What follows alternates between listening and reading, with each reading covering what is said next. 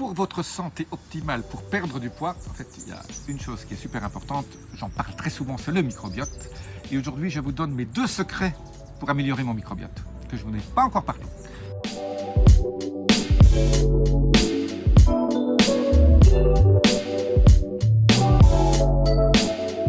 Je suis Jean-Marie Buterlin, expert en rajeunissement et longévité, et j'aide ma communauté à ajouter de la vie à leurs années et des années à leur vie.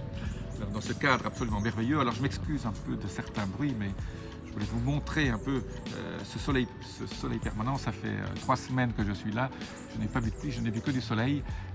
Il fait 25 degrés la journée et 18 la nuit. Si vous allez sur ma chaîne Abondance Santé Finance, je vous explique exactement où je suis.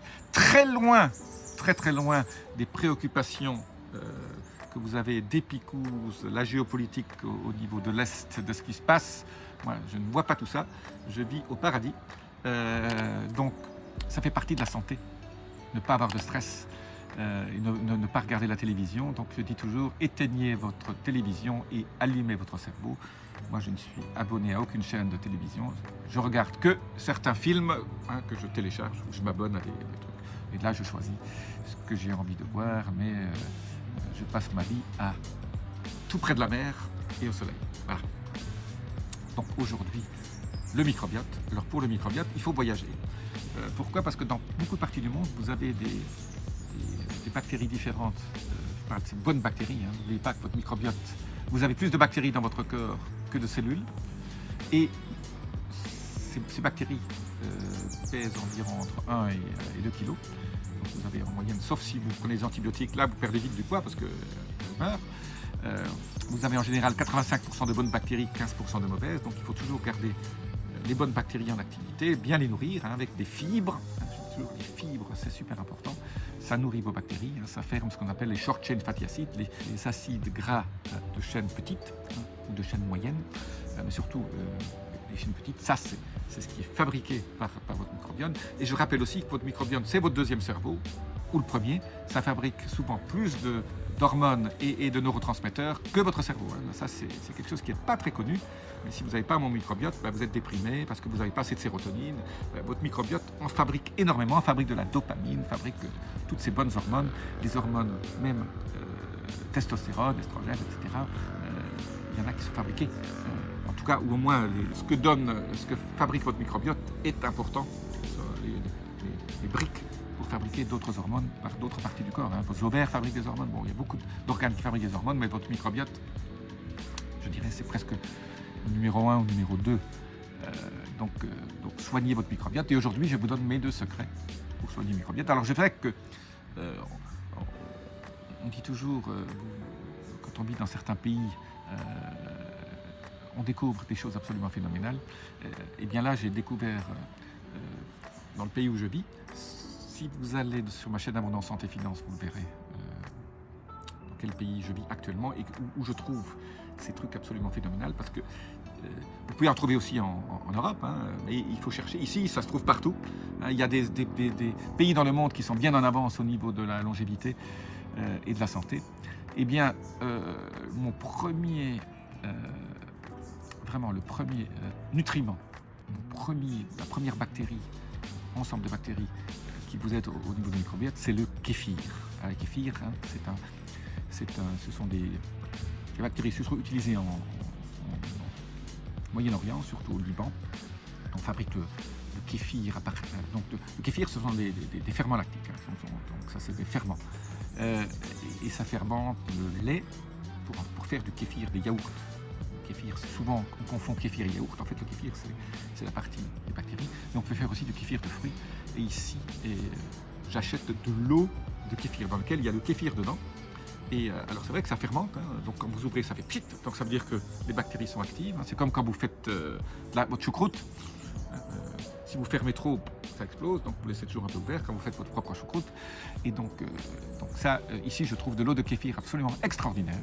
Et j'avoue que chaque fois que je viens ici dans ce pays, c'est un kéfir peut-être un peu différent. Et mes intestins sont en pleine forme. mais mon transit s'améliore de façon extraordinaire et mon énergie aussi redouble encore. Donc voilà, essayez de trouver dans votre magasin bio quelque part des kéfirs. Alors bon, si vous trouvez rien d'autre, prenez du kéfir, des yaourts de brebis ou de chèvre, de kéfir, prenez quelques cuillères tous les jours. Mais si vous trouvez de l'eau, et vous pouvez fabriquer votre propre jus de fruits. Donc ça, c'est absolument génial, le kéfir. Le deuxième, et alors, si vous restez jusqu'à la fin, je vous donne même un petit bonus. Le deuxième, c'est le kombucha. Le kombucha, cha, ça veut dire thé en grec, hein, donc c'est du thé de kombu. Ça aussi, ça nourrit, c'est rempli de petits microbes de rêve, de ces ferments absolument géniaux. Donc si vous trouvez des thés de kombu ou des kombucha qui ne sont pas trop sucrés, hein, donc qui ont bien fermenté, parce que en fait, pour que ces ferments s'activent, on leur met généralement du sucre ou du miel, etc. Mais le sucre résiduel est généralement très faible. Vous savez que je suis contre le sucre, sauf dans ce cas-là.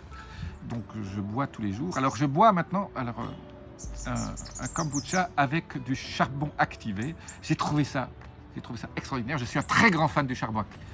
Et j'ai trouvé une combinaison de charbon actif et de kombucha. Donc voilà, mais bon, c'est vrai que je regarde, et ça on trouve ça, c'est même pas dans les magasins bio, on trouve ça dans les magasins autour de moi, partout, quoi. Je trouve ça absolument génial.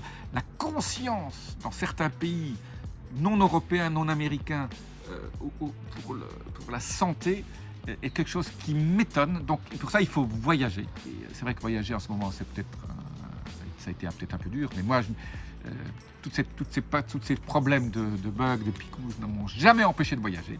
Voilà, parce que éteindre sa télévision, allumer son cerveau, et dans ce cas-là vous pouvez voyager.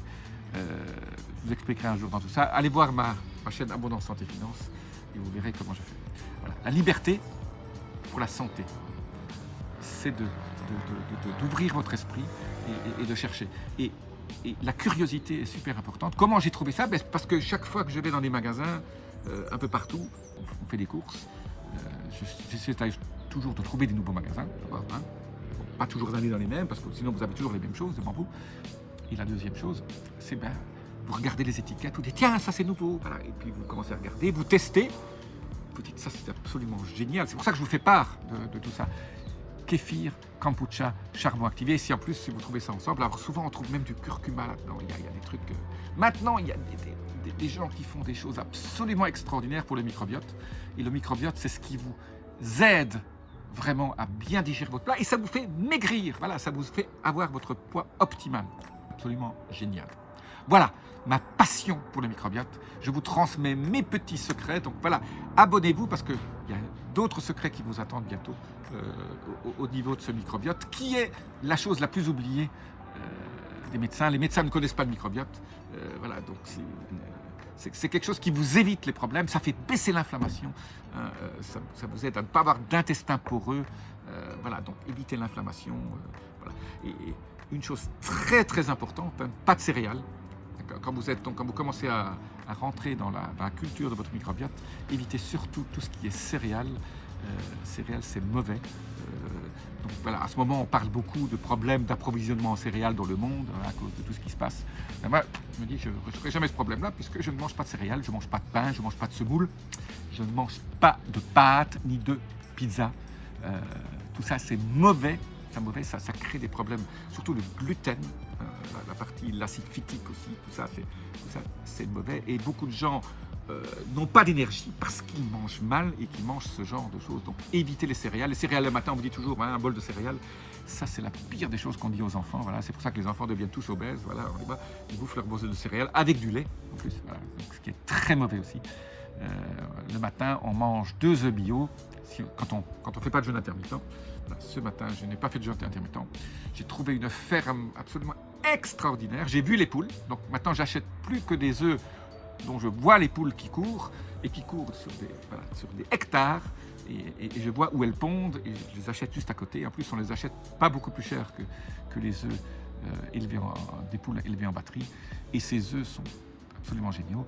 Et deuxième chose que j'ai trouvée récemment, c'est encore, je suis un fanat du yaourt de chèvre et des fromages de chèvre. C'est les seuls fromages que je mange, c'est les fromages de chèvre ou de brebis. J'ai trouvé un fromage frais de brebis et de chèvre absolument extraordinaire. Et donc le matin, 2 œufs, le jour où je ne fais pas du jeûne intermittent, 2 œufs de ces poules qui ont couru. On ne sait plus ce que c'est. Moi, quand j'étais jeune, j'avais des poules à la maison. Donc, j'avais mes propres tomates. Après la guerre, mes parents cultivaient, on n'avait pas d'argent, donc on cultivait notre propre jardin. Moi, je suis un enfant juste après la guerre. J'étais élevé sans pesticides, parce qu'on n'avait pas d'argent pour acheter des pesticides. Et à l'époque, les pesticides, voilà, c'était pas connu. Et je retrouve ces tomates, je retrouve le goût des œufs bio, absolument extraordinaire. Voilà. Bon, j'ai dû attendre beaucoup de temps. Parce que même les œufs bio qu'on trouve un peu partout ne sont pas vraiment toujours... pour qu'un œuf soit bon, hein, il faut qu'il y ait un coq d'abord, ait été un peu, pas fécondé, mais soit fécondable. Extrêmement important qu'une poule qui pond ait vu un coq et qu'il ait mangé des vers. Quoi. Les vers, c'est super important pour avoir ces fameux oméga 3 qui sont si importants. Voilà. Petite digression aujourd'hui, hein. Vous me connaissez. Je ne peux pas m'empêcher d'être un passionné de la nourriture et de la bonne nourriture. Et pour ça, il faut se déplacer. Voilà, cette ferme qui est juste pas loin de chez moi, dans laquelle d'ailleurs il faut que je retourne, j'ai mangé mes 2 derniers œufs ce matin. C'est absolument extraordinaire quand on voit la passion que les gens mettent à élever leurs poules et à vous vendre ces œufs. On sent le pétillement dans leurs yeux. Voilà. Essayez de trouver ça auprès de chez vous, maintenant, chez les agriculteurs, les circuits courts, évitez les grands magasins. Voilà. Essayez de trouver autour de chez vous des gens et allez voir leurs poules.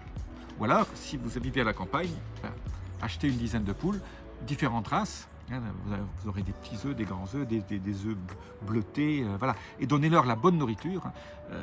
La bonne nourriture, c'est bien sûr avec des polyphénols et avec des graines fermentées. Donc surtout pas que du maïs et du blé. Hein, parce que là, vous aurez bien sûr beaucoup d'oméga 6. Donc voilà, la nourriture de vos poules est aussi importante.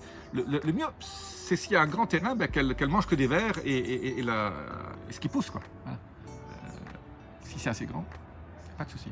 Je vous dis à très bientôt. Laissez-moi vos commentaires aussi là-dessus. Mais l'avenir, c'est ça. Et alors, oubliez le cholestérol. Hein. Le cholestérol est un mythe. Le cholestérol des œufs est un grand mythe. Comme beaucoup de mythes. Hein. D'ailleurs, le cholestérol lui-même est un mythe. Un jour, tout ça, on viendra.